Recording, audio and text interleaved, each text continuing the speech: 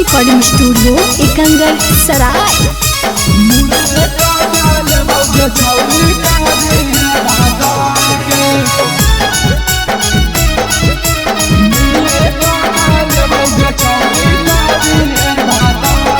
Presented by किसका films.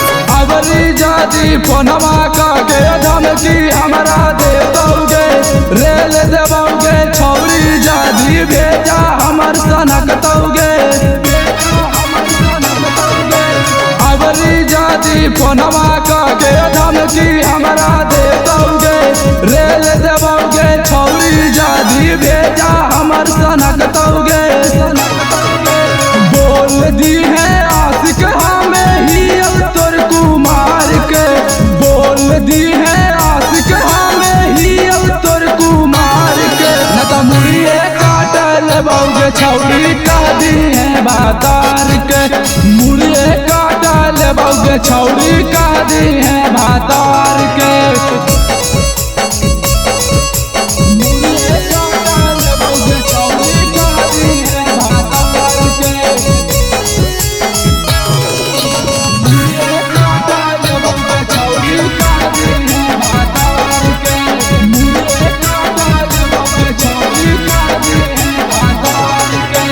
जोरे चलते खाली हमें कैले ही बर्दाश्त गे, नाता बेटा के कहिए हमें कर दे तू खलास गे।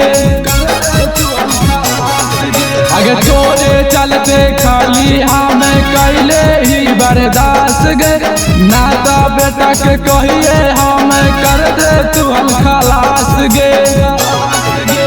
अबरी बोलतो तो छोड़बौ ना पा जाइले ही हथियार गे, अबरी बोलतो तो छोड़बौ ना पा जाइले ही हथियार गे। न तो मुड़िए काट लेबोगे छौरी कह दी है बातार के, मुड़िए काट लेबोगे छौरी कह दी है बातार के।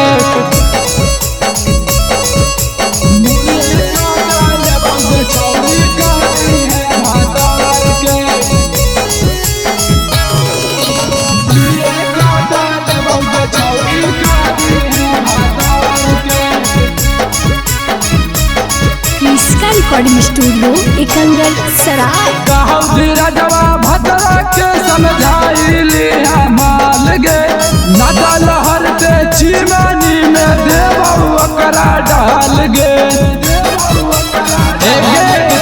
कहौ धीरजवा भद्रा के समझाई लिया माल गे, नाटा लहर ते चिमनी में देबौ ओकरा डाल गे। बबुआ बलवन दे सारा घर में ओकर झार गे, बबुआ बलवन दे सारा घर में ओकर झार गे। न तो मुड़िए काट लेबोगे छौरी कह दी है बातार के, मुड़िए काट लेबोगे छौरी कह दी है बातार के। किसका रिकॉर्डिंग स्टूडियो एकंगर सराय।